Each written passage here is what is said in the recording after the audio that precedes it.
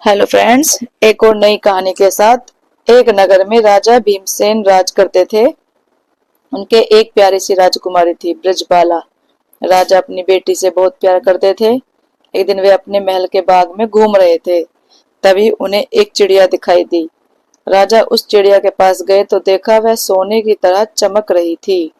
राजा, अरे ये कैसी चिड़िया है, मैंने तो ऐसी चिड़िया पहले कभी नहीं देखी। चिड़िया, राजा मैं सोने की चिड़िया हूँ। यह सुनकर राजा सोच में पड़ गए कि सोने की चिड़िया इंसानों की आवाज में बात कर रही है। राजा, अरे चिड़िया तो इंसानों की आवाज में कैसे बात कर रही है। चिड़िया, मैं दूर पहाड़ के पीछे से आई हूँ, वहां सब मेरी जैसी सोने की चिड़िया रहती हैं। मैं उड़ते उड़ते यहाँ तक आ गई, अब मैं थक गई हूँ, कुछ देर आराम करके चली जाऊंगी।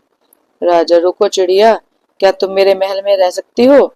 मेरी बेटी तुम्हें देखकर बहुत खुश हो जाएगी।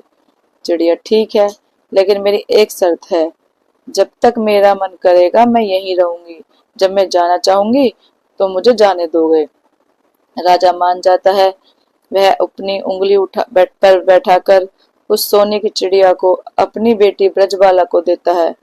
ब्रजबाला उसे देखकर बहुत खुश होती है। ब्रजबाला उस चिड़िया को बहुत प्यार से रखने लगती है। दोनों बहुत देर तक बातें करती रहती थी। इसी तरह कुछ दिन बीत गए। एक दिन चिड़िया रो रही थी। ब्रजबाला, क्या हुआ चिड़िया रानी, तुम रो क्यों रही हो? चिड़िया, मुझे अपने घर वालों की याद आ रही है, अब मैं जाना चाहती हूँ। यह सुनकर ब्रजबाला अपने पिता के पास गई, उसे सारी बात बताई। ब्रजबाला, पिताजी इसे रोक लो, मैं इसके बिना नहीं रह सकती। राजा अपनी बेटी की बातों में आ गया। उसने चिड़िया से रुकने के लिए कहा, लेकिन वह नहीं मानी। उसने राजा को उसका वचन याद दिलाया। राजा, मैं अपनी बेटी के लिए खुशी के लिए कुछ भी कर सकता हूँ। अगर तुम अपनी मर्जी से नहीं रुकी तो मैं तुम्हें पिंजरे में कैद कर दूंगा। चिड़िया, तुमने वचन दिया था, अब तुम अपने वचन से मुकर रहे हो, अब मैं यहाँ एक पल भी नहीं रुक सकती। चिड़िया उड़कर चली गई। राजा उसे पकड़ न सका। यह देखकर ब्रजबाला बेहोश हो गई। राजवैद्य को बुलाया गया। बहुत मुश्किल से ब्रजबाला को होश आया, लेकिन वह न किसी से बात कर रही थी, न कुछ खा रही थी। यह देखकर राजा बहुत परेशान हो गया। उसने पूरे राज्य में ऐलान कर दिया कि जो कोई सोने की चिड़िया लाएगा उसे बहुत सारा इनाम दिया जाएगा।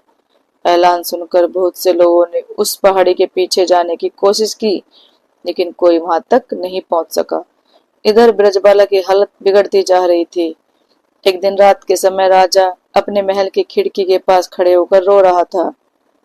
राजा, काश मैंने वे चिड़िया अपने बेटी को ना दी होती, काश मैंने उस चिड़िया को कैद करने की कोशिश ना की होती तो वह रुक जाती।